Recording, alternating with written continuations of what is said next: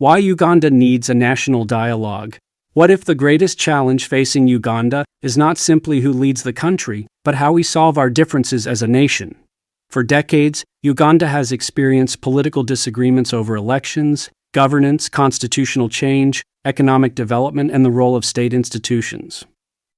Different Ugandans have different opinions about these issues, and those differences have shaped the country's political landscape.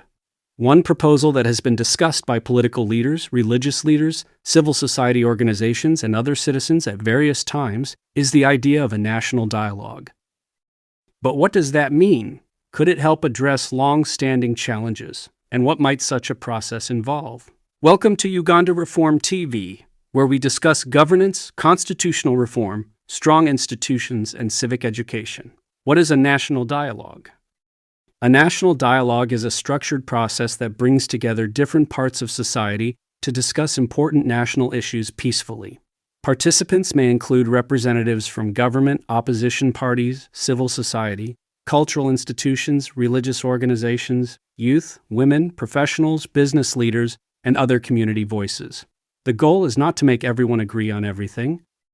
Instead, it is to create a space where different perspectives can be heard, areas of agreement identified, and possible reforms discussed through peaceful means.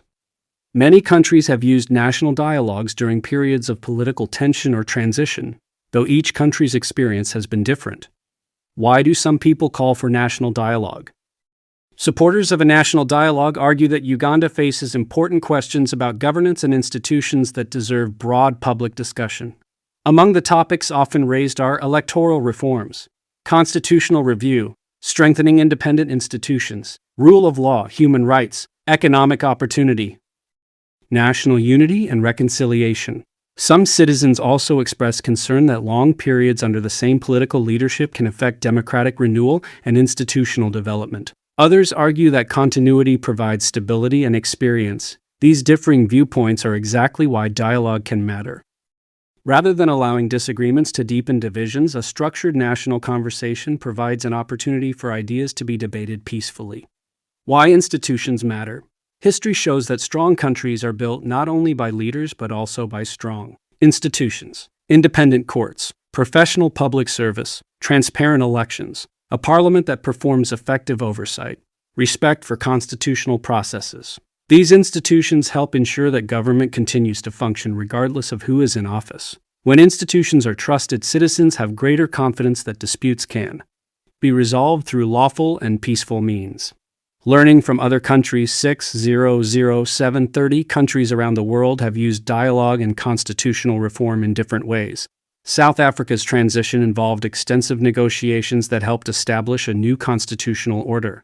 Kenya undertook constitutional reforms after a period of political crisis, resulting in a new constitution in 2010. Other nations have also used dialogue commissions, constitutional conferences, and public consultations to discuss reforms. Every country is unique, and no model can simply be copied. However, studying international experiences can provide useful lessons. Looking ahead, 73900, whether one supports or opposes particular reforms, most people can agree that peaceful discussion is healthier than violence.